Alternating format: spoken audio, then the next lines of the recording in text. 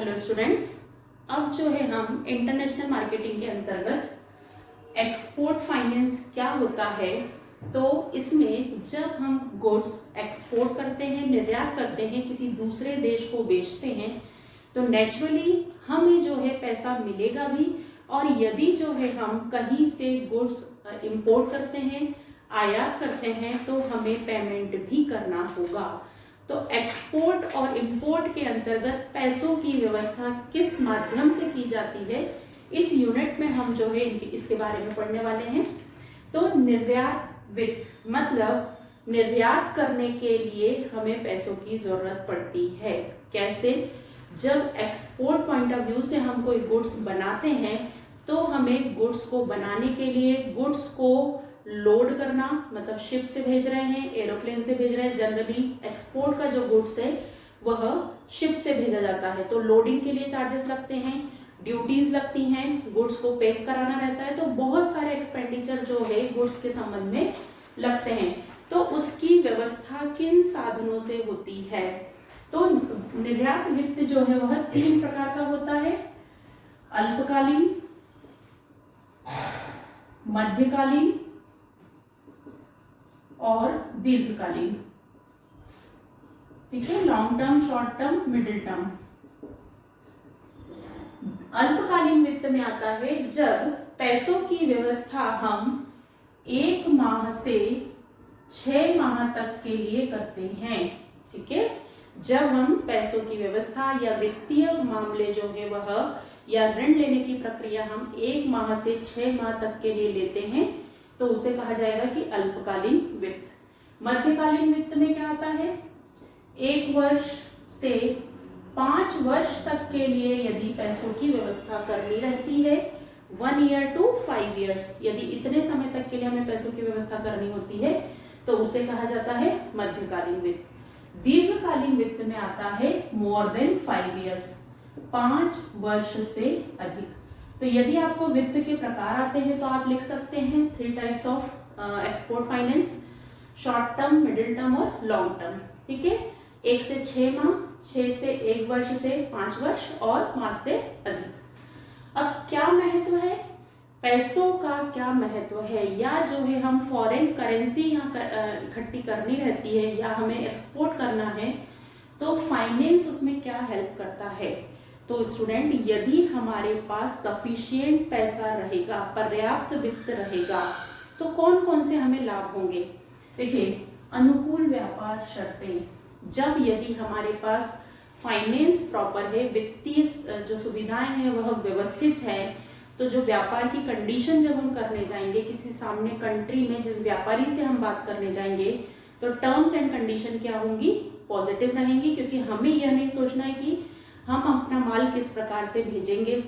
तो व्यापार शर्तें जो है वित्त प्रॉपर होने से अनुकूल रहती हैं। विकासशील देशों में वित्त का अभाव की समस्या का समाधान। जो कंट्री डेवलपमेंट कर रही है, अभी पूरी तरीके से डेवलप्ड नहीं हुई है, विकास कर रही है, उन देशों में वित्त की जो व्यवस्था है, वित्त की जो समस्या आती है उसका समाधान हो जाता है यदि एक्सपोर्ट फाइनेंस व्यवस्थित हो। भुगतान संतुलन का आधार। भुगतान संतुलन मीन्स होता है कि कंट्री जो है इंपोर्ट भी करती है तो उसे पेमेंट करने के लिए फॉरेन करेंसी लगती है, और कंट्री जो है एक्सपोर्ट भी करती है, निर्यात भी करती है, तो उसे बदले में फॉरेन करेंसी भी मिलती है। तो इन दोनों का बैलेंस बनाना, तो एक्सपोर्ट फाइनेंस के थ्रू, निर्यात वित्त के थ्रू भुगतान का संतुलन जो असंतुलित हो जाता है उसे भी संतुलन मिलता है। कड़ी प्रतिस्पर्धा का सामना संभव। यदि हमें फाइनेंस व्यवस्थित मिल जाता है तो फॉरेन कंट्री में, विदेशी कंट्री राष्ट्र में व्यापार के संबंध में प्रतियोगिता करना संभव हो जाता है। फिर तकनीकी विकास के लिए वित्त पूर्ति। यदि हम बात निर्यात की कर रहे हैं, मतलब हम अंतरराष्ट्रीय व्यापार के बारे में बात कर रहे हैं, तो वहां पर हमें तकनीकी विकास, जो बाहर की कंट्रीज में टेक्निकल डेवलपमेंट बहुत हो चुका है, अभी इंडिया डेवलपिंग कंट्री में आ रहा है, तो उस यदि फाइनेंस हमें प्रॉपर मिल जाता है, पैसों की व्यवस्था हो जाती है, तो तकनीकी विकास भी होता है। फिर ये तीव्र आर्थिक विकास, ये तो हमारा नॉर्मल पॉइंट है कि यदि सब चीजें अच्छी रहेंगी तो देश का विकास होगा। क्षेत्रीय असंतुलन दूर होगा। अलग अलग क्षेत्र का जो असंतुलन है, डेवलपमेंट नहीं है, कुछ क्षेत्र पिछड़े हैं, कुछ विकसित हैं, उनका असंतुलन दूर होगा। फिर अंतर्राष्ट्रीय भुगतान सुविधाजनक हो जाएंगे। यदि हमें वित्त व्यवस्था मिल जाएगी, हमें डॉलर की जरूरत है, हमें किसी दूसरी मुद्रा की जरूरत है, जापानी मुद्रा की जरूरत है, रूस की मुद्रा की जरूरत है, और यदि वित्त व्यवस्था प्रॉपर है तो भुगतान जो है इजीली हो जाएगा और विदेशी व्यापार में वृद्धि होगी। तो ये किसके फायदे हैं, किसका महत्व है, निर्यात वित्त का। ठीक है, एक्सपोर्ट फाइनेंस के महत्व पर प्रकाश डालिए या निर्यात वित्त के उद्देश्य बताइए। तो आपको ये आंसर लिखना है। अब एक आईएमपी क्वेश्चन हम पढ़ रहे हैं, क्या है कि जहाज पर लदान से पूर्व, मतलब माल जब आप यहाँ से मान लीजिए अमेरिका भेज रहे हैं तो आपको बंदरगाह पर ले जाना पड़ेगा, पोर्ट पे, वहां से शिप में जो है जो माल है वह शिप में लोड होता है। तो उसके पहले और जहाज पर लदान के पश्चात साख, तो उसके पहले मतलब वित्त की जो व्यवस्था है, फाइनेंस की जो फैसिलिटी है वह दो प्रकार से होगी पैसों की व्यवस्था। एक पूर्व, माल अभी भेजा नहीं है, सिर्फ आपने लोड करना है, और एक पश्चात। तो उसके पहले यदि पैसों की व्यवस्था करना है, साथ मतलब यहाँ पे फाइनेंस की व्यवस्था करना, उधार मिलना, तो किस किस चीज पर उधार मिलता है, किसके लिए, जहाजी लदान से पूर्व। जहाजी लदान से पूर्व समझ में आया आपको कि जब गुड्स, मान लीजिए कोई भोपाल का व्यापारी है और माल जो है उसे अमेरिका भेजना है, तो वह बॉम्बे के बंदरगाह पर माल भिजवाएगा। ठीक है, माल को पैक करेगा, वहां शिप में जो है लोड करवाने के लिए बॉम्बे के पोर्ट पर रखा है, तो वहां भी पैकिंग होगी, फिर शिप में लोड होगा, तो बहुत सारे एक्सपेंडिचर जो है उस व्यापारी को करने होंगे। तो लदान से पूर्व मतलब जहां पोर्ट तक, बॉम्बे के बंदरगाह तक जो खर्चे होंगे वो, और जहाजी लदान के बाद माल लद गया है, मतलब आपने लोड कर दिया है, उसके बाद भी जो है व्यापारी को बहुत से पैसों की जरूरत पड़ती है। तो उनकी व्यवस्था कैसे होती है, तो विदेशी क्रेता का साख पत्र पर ऋण मिल जाता है, बैंक जो है, तो विदेशी क्रेता का जो विदेश मतलब जो है फॉरेन कंट्री की जो बैंक होती है, उदाहरण के लिए भोपाल का व्यापारी अमेरिका जो है माल भेजना चाहता है, बेच रहा है, तो वहां जो अमेरिका का व्यापारी है वह अपनी बैंक के थ्रू जो है अकाउंट खुलवाएगा इंडिया में, और उसके बेसिस पे यहाँ बैंक को वह आदेश देगा कि आप, चूंकि उसको पेमेंट करना है, तो वह एक लेटर ऑफ क्रेडिट देगा, साख पत्र देगा, उसके आधार पर यहाँ के निर्यातकर्ता को, जो भोपाल का व्यापारी है, उसे पैसों का अरेंजमेंट मिल जाएगा, उसे पैसों की व्यवस्था हो जाएगी। ठीक है, निश्चित कार्य हेतु जहाजी लदान से पूर्व जब ऋण मिलता है तो वह निश्चित कार्य है, किस किस के लिए, पैकिंग करने के लिए, सजावट के लिए, लदान मतलब गुड्स को लोड करना है, शिप पे डालना है, उसके लिए मार्ग से संबंधित, भोपाल से बॉम्बे तक पहुंचाना है माल, तो उसके संबंध में, तो निश्चित कार्यों के लिए ही जहाजी लदान से पूर्व साख मिलती है, पैसा उधार मिलता है। ठीक है, अवधि 180 दिन के लिए मिलता है। जहाजी लदान से पूर्व जो साख है अधिक से अधिक 180 दिन, मतलब करीब 6 महीने के लिए पैसा उधार मिलता है, 6 महीने के अंदर पैसा वापस करना होता है। राशि, इसके अंतर्गत जो साख पत्र होता है, लेटर ऑफ क्रेडिट होता है, उसमें जितनी लिमिट होती है उसके 60 से 70% के बराबर राशि की अनुमति मिलती है कि इतनी राशि जो है निर्यातकर्ता को आदेशित बैंक दे सकती है। अब 60 और 70% किसका, दोनों व्यापारियों के बीच में जिस राशि का ट्रांजैक्शन हुआ है। भोपाल के व्यापारी ने यदि 10 लाख रुपए का माल अमेरिका बेचना है, एक्सपोर्ट करना है, तो इसके 60 to 70% की राशि जो है वह इसके लिए मिल सकती है। फिर ऋण व अधिविकर्ष रूप में यह जो अमाउंट उसे मिलती है वह एज ए लोन मिलती है, और बैंक अकाउंट में से ओवरड्राफ्ट होता है, अधिविकर्ष होता है, इस रूप में मिलती है। और ब्याज की दर जो है वह सामान्य दर से कम होती है, जनरली 4.5 या और भी जो भी उस समय की प्रचलित दर में ब्याज दर जो है वह जो लोन के रूप में मिलता है पैसा, उसके लिए कम होती है। ठीक है, अब हम बात करेंगे जहाजी लदान के बाद साख पत्र। माल आपका जो है बॉम्बे पोर्ट पर पहुंचाया, उसके बाद आपने शिप पे, जहाज पे रख दिया। ठीक है, अब उसके बाद के लिए भी जो है किसी व्यापारी को पैसा मिल सकता है। तो उसके तरीके कौन कौन से हैं? ये 3 तरीके हैं। साख प्रमाण पत्र, लेटर ऑफ क्रेडिट, ये हम पहले भी समझ चुके हैं। लेटर ऑफ क्रेडिट क्या होता है? साख पत्र। तो वह उस साख के आधार पर जो सामने वाली पार्टी की जो बैंक है, आदेशित बैंक जो है, वह क्या करती है? व्यापारी को, निर्यातकर्ता को जितनी राशि आदेशित की गई है उस राशि को जो है वह ले सकता है। और किस कार्य में यूज करेगा? गुड्स को लोड करने के बाद के खर्चों के लिए। माल को लोड करने के बाद भी बहुत से खर्चे होते हैं, जैसे बिल्टी को भेजना है, माल का बीमा व्यय रहेगा क्योंकि शिप से जा रहा है तो समुद्री तूफान आ सकते हैं, माल खराब हो सकता है तो उसका बीमा करवाया जाता है, फिर शिप का किराया देना पड़ता है। तो इस तरह के खर्चों के लिए जो है साख प्रमाण पत्र, मतलब सामने वाला आयातकर्ता अपनी बैंक को बोलकर एक लेटर ऑफ क्रेडिट जो है वह उसको अप्रूव करेगा।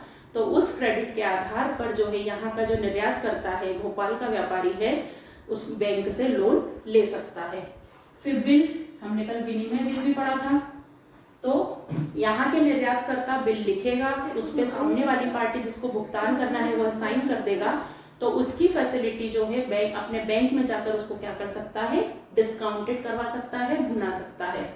तो एक उसके थ्रू। और प्रेषण पद्धति के अंतर्गत, प्रेषण पद्धति के अंतर्गत जो एक्सपोर्टर होता है वह माल को भेज देता है, यहाँ से माल रवाना कर दिया है, और जो बैंक रहती है उसे यह बोल दिया जाता है, उसके पास बिल्टी वगैरह जमा कर दी जाती है, और फिर जो सामने वाली पार्टी है जिसको भुगतान करना है वह उस बैंक को सीधे भुगतान कर देती है। तो इस तरीके से जो लोन की व्यवस्था है वह यहाँ की बैंक समायोजन कर लेती है। तो ये होता है प्रेषण पद्धति के द्वारा। ठीक है, तो ये है जहाजी लदान के बाद के साख पत्र। तो 2 प्रकार से वित्तीय व्यवस्था होती है, माल को लोड करने से पहले और माल को लोड करने के बाद, उनके वे अलग अलग है। ठीक है, अब वित्त प्रदान करने वाली संस्थाएं कौन कौन सी हैं भारत में? व्यापारिक बैंक। तो व्यापारिक बैंक ऐसा नहीं है कि हर कोई बैंक जो है फॉरेन एक्सचेंज करेगी। विदेशी विनिमय अधिनियम 1947 के आधार पर जो बैंक फॉरेन एक्सचेंज कर सकती है, मतलब विदेशी मुद्रा को विनिमय कर सकती है, उसके लिए लाइसेंस लेना अनिवार्य है। वर्तमान समय में 36 बैंक जो है ऐसी हैं जिन्होंने यह लाइसेंस लेके रखा है, फिर वो SBI हो, चाहे पंजाब नेशनल बैंक हो या कोई सी भी हो। तो 36 बैंक अभी ऐसी हैं जिन्होंने 1947 विदेशी विनिमय अधिनियम के अंतर्गत लाइसेंस ले रखा है, और यह लाइसेंस लेने वाली बैंक ही विदेशी विनिमय जो है वह प्रदान कर सकती हैं और ऋण की व्यवस्था कर सकती हैं। तो व्यापारिक बैंक हो गई। फिर है भारतीय औद्योगिक विकास बैंक योजना, IDBI। इसकी स्थापना 1964 में की गई। इसे जो है निर्यात बैंक के रूप में भी जाना जाता है। इसका मुख्य उद्देश्य है क्या है? भारतीय औद्योगिक विकास। यह जो है अंतरराष्ट्रीय स्तर पर निर्यात करने के लिए ऋण प्रदान करती है, मध्यकालीन अवधि के लिए, दीर्घकालीन अवधि के लिए। इसके साथ साथ यह तकनीकी सलाह भी देती है कि इस कंट्री में आप बिजनेस करेंगे तो आपको फायदा होगा। तो 1964 में जो है इसकी स्थापना हुई थी। इसका उद्देश्य यही था, भारत में उद्योगों का विकास करना। वर्तमान समय में यह अंतर्राष्ट्रीय विपणन के संबंध में निर्यात वित्त की, मतलब पैसों की व्यवस्था करती है, तकनीकी सलाहकार के रूप में कार्य करती है, और मध्यकालीन और दीर्घकालीन वित्त व्यवस्था में मदद करती है। 1976 से इस बैंक को जो है केंद्र सरकार ने अलग कर दिया है। ठीक है, और स्थापना इसकी कब हुई है? 1964 में। फिर बात करेंगे आयात निर्यात bank, Exim bank, export import bank. इसके बारे में हमें जो है यूनिट 5 में डिटेल में पढ़ना है, तो वहां हम पढ़ेंगे, जो कि आयात और निर्यात पर पूरा कंट्रोल करती है। इसकी स्थापना 1 जनवरी 1981 को हुई है। तो इसके बारे में हम यूनिट 5 में पूरा डिटेल, उद्देश्य, कार्य, महत्व सब पढ़ना है। और RBI, इसको तो आप बहुत अच्छे से जानते हैं, रिजर्व बैंक ऑफ इंडिया, बैंकों का बैंक है, भारत देश का केंद्रीय बैंक है, जो कि सारे रूल्स एंड रेगुलेशंस जो है वह बैंक से संबंधित बनाता है, अधिनियमन करता है। तो इसका काम क्या रहेगा? यह तो मेन ही है, तो वित्त प्रदान करना, सलाह प्रदान करना, रोक लगाना, प्रोत्साहित करना, आरबीआई जो है विदेशी विनिमय के लिए सबसे मुख्य बैंक होती है, तो विदेशी विनिमय को प्रोत्साहित करना है तो वो वैसे नियम बनाती है, विदेशी विनिमय को रोक लगाना है तो वैसे नियम बनाती है, वित्त प्रदान करती है, दीर्घकालीन अल्पकालीन ब्याज दर डिसाइड करती है, और विनिमय दर जो है वह डिसाइड होती है आरबीआई के द्वारा। तो इस प्रकार से आरबीआई जो है सबसे प्रमुख बैंक होती है। तो ये है वित्त प्रदान करने वाली संस्थाएं। स्टूडेंट्स, अब हम पढ़ेंगे कि विदेशी व्यापार में जोखिम कितने प्रकार की होती है और जोखिम होता क्या है। तो जब किसी भी व्यापार को किया जाता है, चाहे वह देसी हो या विदेशी हो, उन सभी में जोखिम शामिल होती है।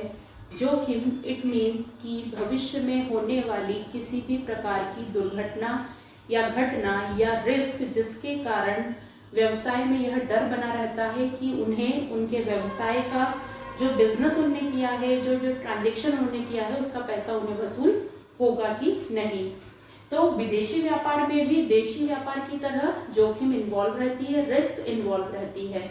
कितने प्रकार की जोखिम हो सकती है यहाँ पर? चूंकि यहाँ पर माल का जब आदेश दिया जाता है और जब माल पहुंचाया जाता है तो समयावधि में अंतर होता है, तो जोखिम भी इसीलिए यहाँ पर बढ़ जाती है। सबसे पहले मार्गस्थ जोखिम, ट्रांजिट रिस्क। गुड्स जो है यहाँ से माल कहाँ पहुंचाया जाता है? पोर्ट के थ्रू, शिप के थ्रू। माल पहुंचने में लंबा टाइम लगता है, तो सबसे ज्यादा रिस्क रहती है मार्गस्थ जोखिम की कि समुद्र में जो है तूफान आ गया, शिप में कोई प्रॉब्लम हो गई, कोई रुकावट हो गई है, तो इस प्रकार की जोखिम कहलाती है मार्गस्थ जोखिम। फिर है ऋण जोखिम। यदि जो है निर्यातक ने, एक्सपोर्टर ने ऋण लिया है या उसने अपने भुगतान के लिए, या हमने अभी पढ़ा था कि जहाज के लदान के पूर्व उसने साख की व्यवस्था करी थी, या लदान के पश्चात जो है उसने पैसों की व्यवस्था किसी भी उससे करी थी, तो वो ऋण की जोखिम उसकी बनी रहती है हमेशा। यदि मान लो सामने वाली पार्टी जिसको उसने माल बेचा है, एक्सपोर्ट किया है, वह भुगतान न करे तो प्रॉब्लम हो जाएगी, तो ऋण की जोखिम बनी रहती है। फिर विदेशी व्यापार में राजनीतिक जोखिम का भी बहुत असर होता है। यदि जिस देश में हम एक्सपोर्ट करने वाले हैं उस देश के साथ उन दोनों देशों के बीच में राजनीतिक संबंध बिगड़ जाए, किसी प्रकार का युद्ध शुरू हो जाए या किसी प्रकार का कोई विवाद हो जाए, तो हमारी बिजनेस जो है वो कंप्लीट नहीं हो पाएगा। विनिमय जोखिम सबसे ज्यादा, चूंकि अलग अलग कंट्री में अलग अलग मुद्राएं चलती हैं, उनकी एक्सचेंज रेट जो विनिमय दर जो है वो हम बाजार दर के अनुसार निर्धारित होती है, तो वह विनिमय दर के कारण भी जो है जोखिम बनी रहती है। हम सोच रहे हैं कि $1 में $50 मिलेंगे और पता लगता है कि $1 देने पे जो है हमें $90 $10 ही मिल रहा है, तो यह जो विनिमय की जोखिम है वह बनी रहती है। ब्याज दर की जोखिम, चूंकि हम एक्सपोर्ट करने के लिए, निर्यात करने के लिए पैसा उधार लेते हैं, तो वह उधार जब हम लेंगे तो हमें ब्याज चुकाना रहेगा, तो वह रिस्क भी बनी रहती है कि सरकार के नियम चेंज हो गई या किसी भी रीजन से जो है ब्याज की दर में परिवर्तन हो सकता है। और परिचालन जोखिम, माल को अपने जगह से निर्यातक के देश तक पहुंचाने में बहुत सारे परिचालन खर्चे होते हैं। उदाहरण के लिए हम अपने क्षेत्र से माल को पोर्ट तक पहुंचाएंगे, बंदरगाह तक पहुंचाएंगे, तो वहां तक का मार्ग के खर्चे होंगे, फिर वहां पर हम ड्यूटी पे करेंगे, गोडाउन का रेंट देंगे, उसके बाद शिप में लोड करेंगे, तो इस प्रकार बहुत सारे ऑपरेटिंग एक्सपेंडिचर जो है होते हैं, तो उसकी जोखिम भी जो है वह बनी रहती है। तो ये है स्टूडेंट आपकी विदेशी व्यापार में जोखिम कितने प्रकार की होती है, risk, how many types of risk in international business. अब हम पढ़ेंगे यहाँ पर एक इम्पॉर्टेंट क्वेश्चन, ये आपको आ सकता है, आईएमपी क्वेश्चन है कि भारतीय निर्यात साख गारंटी निगम लिमिटेड, ये एक संस्था है, the export credit guarantee corporation of India limited, और शॉर्ट में स्टूडेंट बोलते हैं ECGC, ठीक है। तो 1957 में इस संस्था का जो है स्थापित की गई थी और इसका उद्देश्य जो है निर्यात जोखिम बीमा निगम लिमिटेड रखा गया था। 1964 में इसका नाम बदल के ये कर दिया गया निर्यात साख गारंटी लिमिटेड। उसके बाद फिर से 1983 में इसके नाम को बदलकर भारतीय निर्यात साख गारंटी निगम लिमिटेड जो है वह कर दिया गया। इसका प्रबंध जो है वह, इसका मुख्य कार्यालय मुंबई में है इसकी 4 शाखाएं जो है चेन्नई, नई दिल्ली, कलकत्ता में है। इसके अलावा इसके 22 क्षेत्रीय कार्यालय हैं, ठीक है। प्रबंध जो है वह मुंबई में है और 4 कार्यालय हैं इसके, चेन्नई, कलकत्ता और नई दिल्ली। और इसके अलावा 22 क्षेत्रीय कार्यालय हैं जहां पर ये संस्था निर्यात को प्रोत्साहन देने के लिए कार्य करती है। यह एक स्वतंत्र रूप से स्थापित कंपनी है।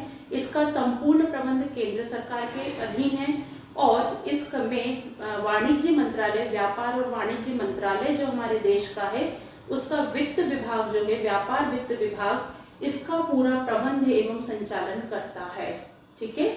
इसके उद्देश्य क्या है, इसकी स्थापना क्यों की गई है? तो यदि हम इसके उद्देश्य या कार्य की बात करें तो पहला इसका उद्देश्य है अंतरराष्ट्रीय व्यापार हेतु या निर्यात हेतु वित्त की व्यवस्था करना। दूसरा सबसे प्रमुख उद्देश्य इसका जो है, देखिए इसमें गारंटी वर्ड आ रहा है, साख गारंटी। तो इसका मेन उद्देश्य है जो निर्यातक हैं, जो हमारे देश के एक्सपोर्टर हैं, जो किसी भी प्रकार के माल को निर्यात करना चाहते हैं, उनको मदद करने के लिए, निर्यात को प्रोत्साहित करने के लिए उनकी साख के संबंध में गारंटी देना। जो निर्यातक है उसको अलग अलग काम के लिए ऋण की जरूरत पड़ती है, तो उसमें गारंटर के रूप में यह संस्था ECGC संस्था जो है वह गारंटी देने का कार्य करती है। और तीसरा इसका उद्देश्य है निर्यात प्रोत्साहित करने के लिए, भारत देश में एक्सपोर्ट को प्रमोट करने के लिए अलग अलग गतिविधियां करना। और चौथा इसका उद्देश्य है कि तकनीकी सलाहकार के रूप में कोई उत्पादक है वह एक्सपोर्टर कैसे बन सकता है, वह निर्यातक कैसे बन सकता है, अपने माल को वह किसी दूसरे देश में कैसे बेच सकता है, इस संबंध में सलाह देना। तो ये है 4 स्टूडेंट्स, ये 4 उद्देश्य जो है वह ECGC के हैं। अब इसके अलावा चूंकि ये इसका उद्देश्य ही है कि साख गारंटी देना, तो कितने प्रकार की बीमा पॉलिसी जो है इस संस्था के द्वारा निर्गमित की जाती है, ठीक है, इंश्योरेंस करती है ये। तो मानक प्रमाणित पॉलिसी, मानक प्रमाणित पॉलिसी यह जो है पॉलिसी सबसे मुख्य पॉलिसी होती है। इसके अंतर्गत ये जो जोखिम हमने पढ़ी है, तो इसमें 2 प्रकार की जोखिम के लिए सुरक्षा प्रदान की जाती है। पहली है व्यापारिक जोखिम, व्यापारिक की गारंटी देती है, और दूसरा है राजनीतिक जोखिम। तो व्यापारिक जोखिम में यह यदि इस बात की गारंटी देती है या इंश्योरेंस करती है कि यदि आयातकर्ता दिवालिया हो जाए, ठीक है, और दूसरी ये गारंटी देती है इस संबंध में कि 6 महीने के अंदर भुगतान प्राप्त नहीं हो, उस संबंध में ये गारंटी देती है। और तीसरी गारंटी ये देती है किसी भी प्रकार के ऋण के संबंध में यदि भुगतान प्राप्त नहीं हुआ तो उसके अगेंस्ट में यह गारंटी देती है, सुरक्षा प्रदान करती है। तो ये व्यापारिक जोखिम के अंतर्गत 3 पॉइंट है कि यदि कोई आयातकर्ता दिवालिया हो जाए, यदि आयातकर्ता 6 महीने के अंदर भुगतान न करे, और यदि आयातकर्ता बिल जो दिया है, साख पत्र जो दिया है, उसके संबंध में भुगतान न करे। और राजनीतिक जोखिम के खिलाफ, तो राजनीतिक जोखिम कौन कौन सी होती है? राजनीतिक जोखिम होती है जो देश के अंदर किसी भी प्रकार का विवाद उत्पन्न हो गया हो 2 देशों के बीच में, जिसके बीच में हमारा व्यवहार हुआ है, बिजनेस हुआ है, या राजनीतिक अशांति हो गई है, या प्रतिबंध लगा दिया हो किसी देश ने, या आयातक के ऊपर किसी प्रकार का प्रतिबंध लगा दिया हो, या लाइसेंस उसका रद्द कर दिया हो निर्यात करने का। तो इस प्रकार के राजनीतिक जोखिम के खिलाफ सुरक्षा प्रदान करने के लिए मानक प्रमाणित पॉलिसी दी जाती है। तो स्टूडेंट ये वाला यदि क्वेश्चन आपको अलग से भी आ सकता है कि भारतीय निर्यात साख गारंटी निगम लिमिटेड के अंतर्गत साख बीमा पॉलिसी में मानक प्रमाणित पॉलिसी को समझाइए। तो जब आप इसको समझाएंगे तो ये दोनों पॉइंट को डिटेल में एक्सप्लेन करेंगे। व्यापारिक जोखिम के खिलाफ यह बीमा पॉलिसी है और राजनीतिक जोखिम के खिलाफ यह बीमा पॉलिसी है। तो व्यापारिक जोखिम में 3 पॉइंट एक्सप्लेन करेंगे, दिवालिया हो गया और वाले। और राजनीतिक जोखिम में हमने जो समझा कि युद्ध शुरू हो गया हो, या दोनों देशों के बीच में किसी प्रकार का विवाद हो गया हो, या फिर जो है प्रतिबंध लगा दिया हो निर्यातक पर, आयातक पर प्रतिबंध लगा दिया हो, सेवा की शर्तों में परिवर्तन कर दिया हो, लाइसेंस रद्द कर दिया हो, ये सभी राजनीतिक जोखिम के अंतर्गत आएंगे। फिर इसके अलावा ये संस्था जो है अलग अलग पॉलिसी, विशेष पॉलिसी भी निर्गमित करती है।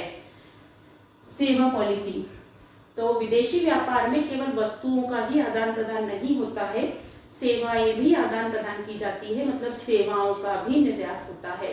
तो यह पॉलिसी जैसे तकनीकी सलाहकार के रूप में सेवा दी गई, या इंजीनियर के तौर पे सेवाएं दी गई, या डॉक्टर के तौर पे कंसल्टेंसी दी गई, तो इस प्रकार की सेवाओं के संबंध में जो पॉलिसी की जाती है वह सेवा पॉलिसी होती है।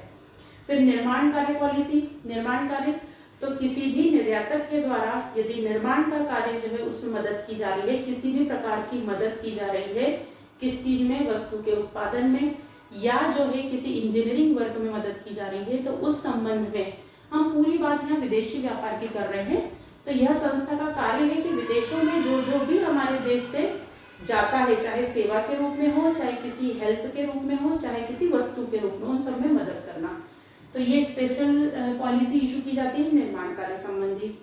फिर है निर्माता साख बीमा पॉलिसी। इसके अंतर्गत यदि निर्यात दो अलग अलग व्यक्ति हो जाते हैं, जो निर्यात करता है और जो उत्पादक है, तो उत्पादक के पास यदि सफिशिएंट पैसा न हो उत्पादन करने के लिए, तो फिर निर्यातक के कहने पर यह उत्पादक को जो है पैसों की व्यवस्था करवाती है और इस तरह की पॉलिसी इशू करती है। ठीक है। निर्यातक साख बीमा पॉलिसी, यहाँ जो है वह एक्सपोर्टर की मदद करने के लिए, निर्यातक को माल को भेजना है लेकिन उसके पास यदि सफिशिएंट पैसा नहीं है, पर्याप्त पैसा नहीं है, तो यह निर्यातक को मदद करने के लिए, वित्त प्रदान करने के लिए इस तरह की पॉलिसी इशू की जाती है। फिर है मंडी विकास पॉलिसी। जो भी विदेशी व्यापार में वस्तु हम भेजते हैं, निर्यात करते हैं, उन सभी के लिए जो है मार्केट की जरूरत पड़ती है, और सेम यहाँ के माल को आपको विदेश में बेचना है, एक्सपोर्ट करना है, तो हमें मार्केट की जरूरत पड़ती है। तो उस संबंध में जो पॉलिसी दी जाती है वह मंडी विकास पॉलिसी होती है। फिर है दावे के भुगतान पॉलिसी। यदि जो है जो पेमेंट नहीं हुआ है, मतलब 180 दिन के अंदर यदि आयातक ने पेमेंट नहीं किया है, जो सामने वाली पार्टी थी जिसको हमने माल बेचा है, उसने यदि 6 महीने के अंदर पेमेंट नहीं किया है, तो हम उस पर फिर केस फाइल करता है एक्सपोर्टर, जो निर्यातक है। उस केस को फाइल करने के संबंध में जो है हमें अमाउंट की जरूरत पड़ती है, तो उसकी सेफ्टी और सुरक्षा के लिए जो है दावे के भुगतान की पॉलिसी होती है। तो ये क्वेश्चन भी जो है आपको अलग से आ सकता है कि साख बीमा पॉलिसी को समझाइए इसके अंतर्गत, विदेशी व्यापार के अंतर्गत। अब हम बात करेंगे इस संस्था के द्वारा, भारतीय निर्यात साख गारंटी निगम लिमिटेड के द्वारा कौन कौन सी गारंटी दी जाती है, क्योंकि हमने पढ़ा कि इसका काम है गारंटी देना, तो कितने प्रकार की गारंटी ये देती है। तो ये जो नाम लिखे हैं इससे ही आप समझ जाएंगे। पैकिंग ऋण गारंटी, जब माल विदेशी व्यापार में एक्सपोर्ट किया जाता है, निर्यात किया जाता है, तो पैकिंग की जरूरत पड़ती है। अब पैकिंग किस प्रकार की हो, तो उसके लिए जब गारंटी दी जाती है, उसके लिए ऋण लिया है निर्यातक ने, एक्सपोर्टर ने, तो पैकिंग के लिए जब निर्यातक ने ऋण लिया हो, उसके संबंध में जो गारंटी दी जाती है वह होती है पैकिंग ऋण गारंटी। फिर है लदान के पश्चात निर्यात ऋण गारंटी। हमने पढ़ा है लदान के पूर्व और लदान के पश्चात।